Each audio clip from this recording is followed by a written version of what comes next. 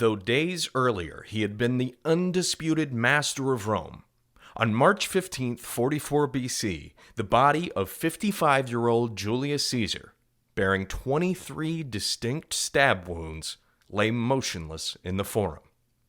He had been assassinated by the reactionary faction of aristocratic senators known as the optimates. Indignant at Caesar's efforts to rein in dominance of Rome by the rich and to share the republic's spoils more equitably, senators who had once sworn a sacred oath to protect Caesar, many of whom he had considered friends, had been the ones to lead the plot that would take his life.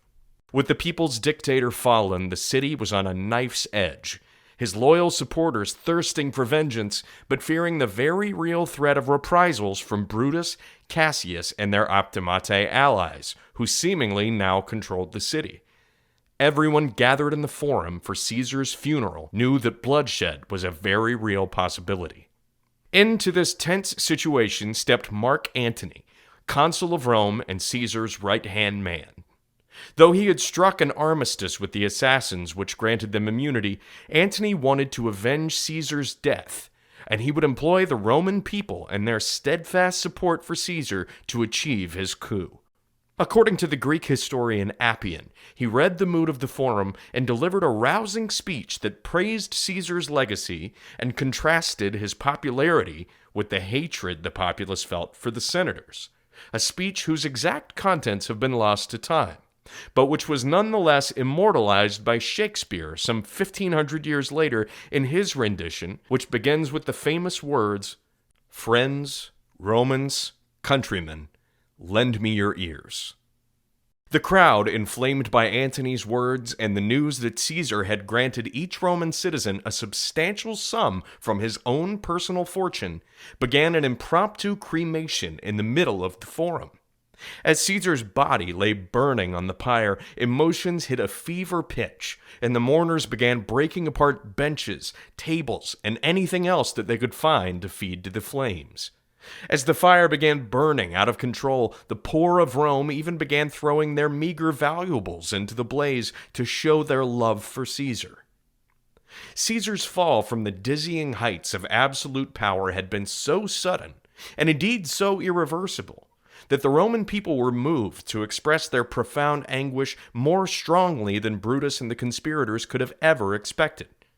But though Caesar was no longer the master of Rome, he was soon to achieve yet more power despite his death. Caesar was set to take on the only job greater than dictator for life. He was becoming a god. 14 months after his death, the Roman Senate voted to deify Julius Caesar. This made him only the second Roman to achieve this honor, placing Caesar alongside Romulus in the literal pantheon of Roman heroes. This vote passed easily after the anti-Caesar faction absconded to Greece, where they were raising an army to dislodge the second triumvirate made up of Antony, Lepidus, and Caesar's adoptive son, Gaius Octavius.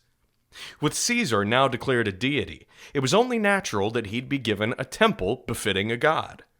While construction began in 42 BC, the temple's consecration was delayed until August 18, 29 BC, by yet another civil war, this time between the triumvirs themselves. Though the Senate would name Antony the chief priest of the cult of Caesar, Gaius Octavius would be the last triumvir standing, and it fell to him, as Augustus, to dedicate the temple. It's a true irony of history that Antony played such a pivotal role in Caesar's funeral, the creation of his temple, and the defeat of his assassins. Yet the cult devoted to Caesar became a propaganda instrument of the new Augustan regime that was used to vilify Antony and justify the status of Augustus as the sole master of Rome. Though he had constructed his own temple to Mars the Avenger, Augustus opted to dedicate the Egyptian spoils of his war with Antony and Cleopatra in the temple of Caesar. It's clear that Augustus was keen to use the temple to broadcast his status as the son of a god, and to solidify his hold on Caesar's legacy. After all, Antony and Cleopatra had been fighting under the banner of the young Caesarion, who was in all likelihood Caesar's biological son. Augustus was quick to order his death, And to further remove any positive association between Antony and the cult of Caesar, the princeps would decorate the temple's rostra with the bows of Antony's ships, which he had destroyed at the Battle of Actium. Augustus's skillful co-opting of Caesar's legacy sheds light on some of the real rationale for the choice to raise Caesar to the status of a deity. There was immense propaganda value for the new regime in claiming that not only were they the true heirs of Caesar, but that there was a divine mandate for the status quo.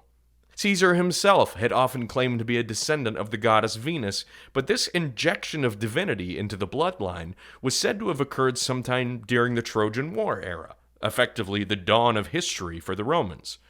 Augustus wanted something more recent and more tangible to stake his claim upon, so who better to deify than Caesar himself?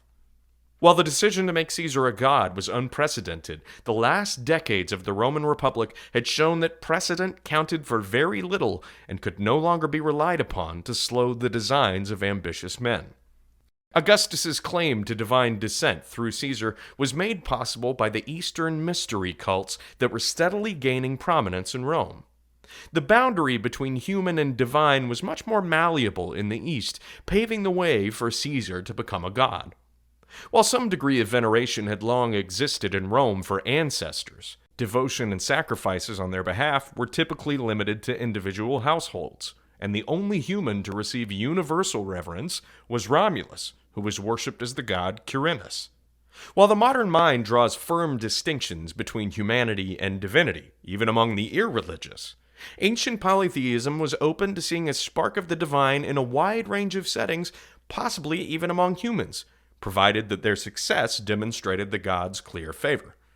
It must be stressed, though, that although Caesar was named a god and worshipped, Romans would never have equated him with the true heavyweights of their religion, such as Jupiter or Mars.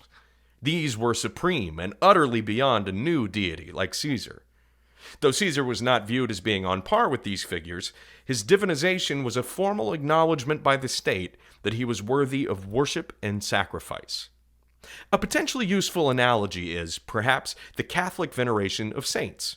Though saints are not themselves divine, the Catholic Church teaches that they are in communion with God and can be influential.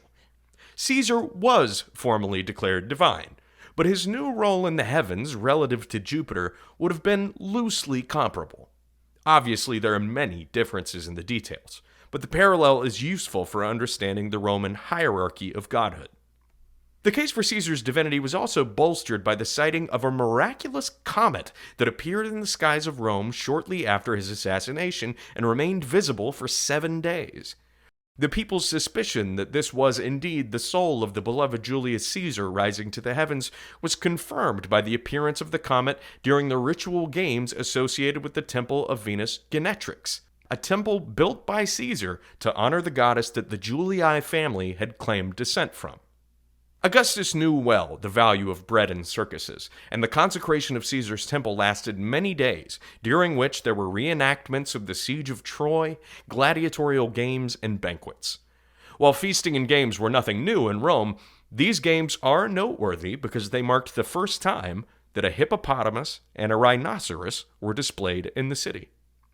Erected on the exact spot of Caesar's funeral pyre, the temple was located in the heart of the Forum, near the Regia, which, as the office and home of the Pontifex Maximus, had been Caesar's official residence for the last 2 decades of his life. Even today, you'll find flowers and coins at the base of the temple, as over 2,000 years later, the people of Rome and tourists from across the world still pay tribute to the great popularis who was always a friend of Rome's poor. The building employed the classic hallmarks of Roman architecture and was elevated on a podium substructure to give its rostra and the altar commemorating Caesar's cremation more significance. The elevated platform and the association with the cult of Caesar would make the temple a popular spot for speakers in the forum, and also the site where official eulogies were given for emperors. Inside the temple was a large statue of Julius Caesar wearing the official garb of the Pontifex Maximus with a star on his head to symbolize the miraculous comet that appeared soon after his death. Befitting a man who was renowned for his clemency, the temple's altar and the shrine conferred the right of asylum. The doors to the temple were frequently left open so that the people of Rome could see the imposing statue of Caesar from the Forum. This was a conscious choice by Augustus that allowed Caesar to remain ever present in Rome. Though he watered down Caesar's popular reforms, Augustus would always use the strong association with the beloved dictator to provide legitimacy to his new and considerably more oligarch-friendly regime. And each of his successors would, in turn, even use his personal name, Gaius, as their own. The cult of Caesar proved to be such an effective tool at rallying support for the princeps that he began to expand his own claims to divinity, and he tolerated sacrifices in his name that were made in the Hellenistic eastern provinces. Who can blame him for not wanting to wait until death to be heralded as an emissary of the gods? Augustus's successors would take it even further, with Caligula and Nero elevating themselves steadily higher in the Roman pantheon. Emperor worship would change and evolve over the coming centuries, but it never disappeared completely so long as Rome remained pagan. The practice was a major point of contention with the emerging Christian church, and the failure of Christians to properly venerate the emperor was often used as pretext for persecutions by zealous regional officials looking to win imperial favor. 2,000 years later, it's easy to see through the superstition of the deity of Caesar, and it's clear that the worship of the emperors was little more than an attempt to co-opt religious feeling to gird the power of the state and make Romans feel that the status quo was sanctioned by the gods themselves. But before we judge the Romans too harshly, fellow American viewers should remember that the centerpiece of the Capitol Rotunda in Washington, D.C., adorning the inside of the building's iconic dome, is a massive fresco called the Apotheosis of Washington, depicting America's first president literally rising to the heights of godhood. In this painting, Washington is escorted by lictors bearing fasces and wearing the insignia of a Roman general in triumph. Beside him, in this heavenly realm, are the Roman gods Minerva, Neptune, Mercury, Vulcan, and Ceres. It's easy and probably wise to dismiss this painting as merely, or mostly, symbolic. But who's to say that this is not how many Romans would have thought of the newly divine Caesar? The finer theological details of elevating a beloved hero to godhood are beside the point. As is so often true in propaganda, it's the feeling that counts most. Hi, Gaius here. Thanks for being part of our efforts to shed light on the more obscure topics related to the fascinating world of the ancient Romans. If you enjoyed Titus's work here, please do us a favor by liking and subscribing. Gratias vobis ago.